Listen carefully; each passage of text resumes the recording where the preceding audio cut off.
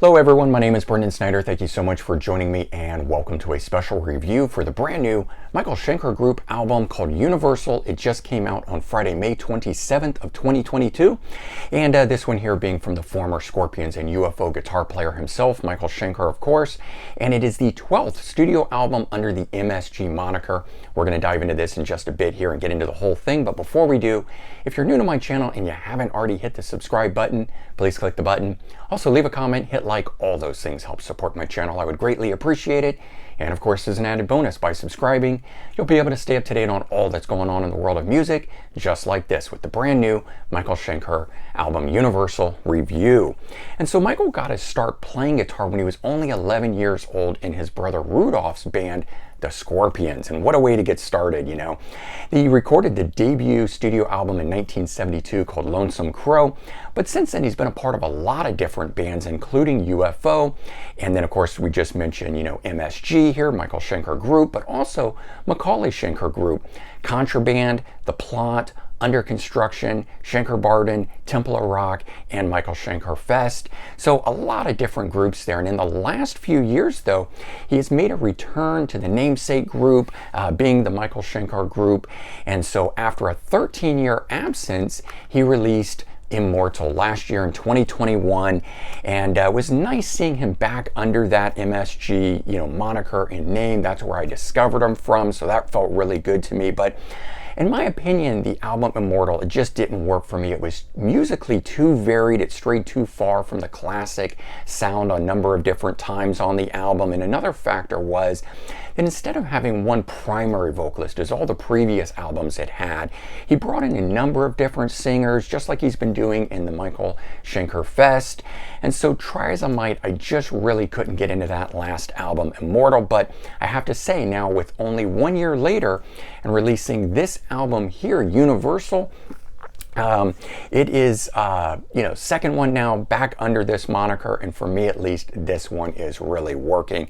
It's the album I had hoped for first time around last year. And so 12th studio album. And now when I'm saying that, I am not including the Macaulay Schenker Group albums, which I know still use the MSG moniker. I'm just referring to the original Michael Schenker Group albums. So this one has a standard edition, which has 11 tracks on it. But the one that I'm going to be talking about is the deluxe edition, which has 2 bonus tracks on it, total of 13 tracks, and clocks in at 52 minutes long. Now, my biggest complaint on the last album, as I was saying, was the inconsistent musical nature of it, not having that standard MSG sound throughout, the variety of singers on it, which I thought also changed the style of the songs. And so that's where a lot of that variety came from on it, for me at least. But in this particular case, on this new album here, he's fixed the bulk of that. He does still have 4 singers on this, far less than the last album though, but he's chosen Ronnie Romero as the primary singer, and he handles lead vocals on all but 2 of the songs here. And so the other vocalists on here are Michael Kiske of Halloween and Gary Barden of MSG coming back, which he duets with Ronnie on one of the songs there, so that's why Ronnie still handles the bulk of it. And then Ralph Sheepers from Primal Fear and former Gamma Ray singer. So in all, that's the 4 singers that we've got on this album here. So there is far more consistency at times throughout this in terms of the vocals, since Ronnie Romero handles all but 2 of the songs on here. And more than that, there is a consistency and sound too throughout this. The songs are all a very similar style, reminiscent of their glory days, and a very classic style sound for the album itself. And there's also really good solid production throughout the whole thing, which I like. The album itself also has a very classic Rainbow feel to it, which I think is a positive thing. And that's not just because Ronnie Romero, former Rainbow singer, is on this album. Michael's often used former Rainbow vocalists like Doogie White and stuff like that. Of course, Graham Bonnet. So, not just that in here, but I think that Michael's really playing a lot to that style, which is a strength here. And in all, I think it's one of the best albums since their reunion with original vocalist Gary John Barden in 2008, and since the original albums of the 80s heyday era as well. So let's talk about some of the songs that are on this album. Track number 1, Emergency, really strong song. This one here, vocals handled by Ronnie Romero. It's a classic sounding rocker with, only the kind of riffing that Michael can provide. It just kicks right off with that, and it's a great way to start the album. Then on track 2, Under Attack, again, vocals by Ronnie Romero. So again, nice that they set up the album, a few vocals with Ronnie on it before they kick in with the Michael Kiske song as the first one up with an alternative vocalist. But this song here, another classic sounding song. I like the way that they pair the lead vocals on it, layering or double them up, or how they're doing that here. But it gives the song a much deeper, more powerful feel to it. Track number 7, Wrecking Ball. Now this one is with vocalist Ralph Scheepers, and I'm not really a big fan of his. I don't follow him in the other bands that he was part of, and I didn't like him on the last album that he did and other times that Michael has used him. But I have to say that on this particular song, it works. Both the vocals and music have an urgency to them, an energy to it, and I think the pairing of Ralph along with this style of song works very well in this case. Track number 9, London Calling, again, vocals by Ronnie Romero on this one. And for me at least, it just makes me want to pump my fist in the air. It's a good, solid driving rock song with a good driving beat behind this thing. Kind of enough said on that. And track 13, Fighter. So this one here is one of the bonus tracks, which is why I wanted to point out that this is a deluxe edition here, because even one of the bonus tracks on here is a really solid standout song. Vocals by Ronnie Romero on this one. It's got a really interesting groove that propels this thing along, and I like the added keyboard flair on this thing that gives it some real pep to it, something that helps make this one really stand out amongst all the other ones on here. But let's go ahead and take a look at this. So it is a digipack style case that's here, cardboard, and I think it's got a really interesting album cover here with the spaceship and everything. I guess the whole Universal universe type thing on it. We got Michael inside the cockpit there. There's the back side with the track listing. You can see the 2 bonus tracks on it. I do like that on the spine they're using the logo and everything on it there. When we open this up, it's pretty cool. We get some nice shots right away.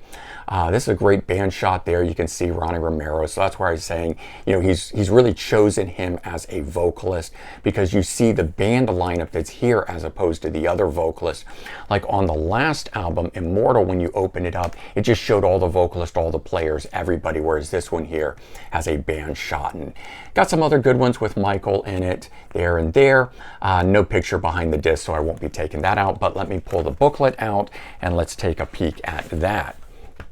So it's got the same on the cover that's there, and we open it up and we get another shot there of Michael. We've then got lyrics on this thing here, and when there are multiple singers, like the duet that is with Gary John Barden and between Ronnie Romero, they tell you who is singing what lines, so that's good.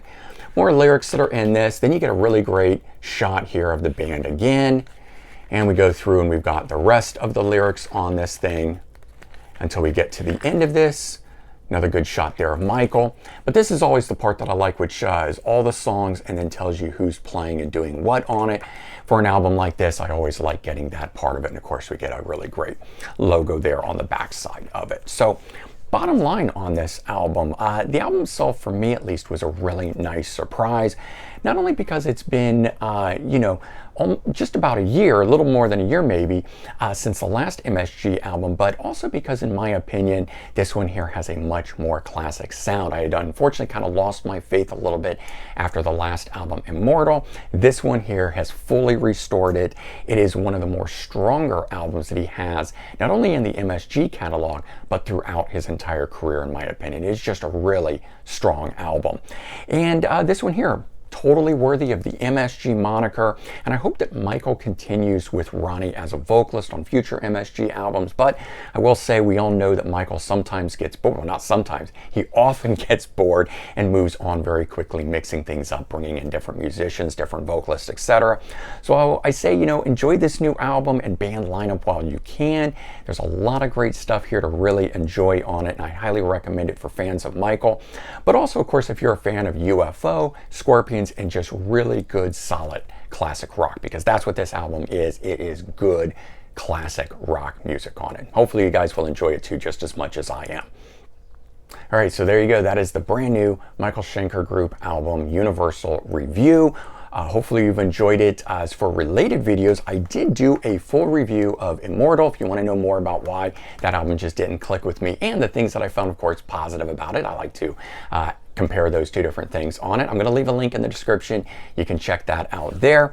And certainly if you've enjoyed this video, consider sharing it out on social media. Help spread the word that way. I would greatly appreciate it, and I'm sure Michael would just as much. All right, everyone, take care. Have a great day, and I'll talk to you all real soon. Bye-bye.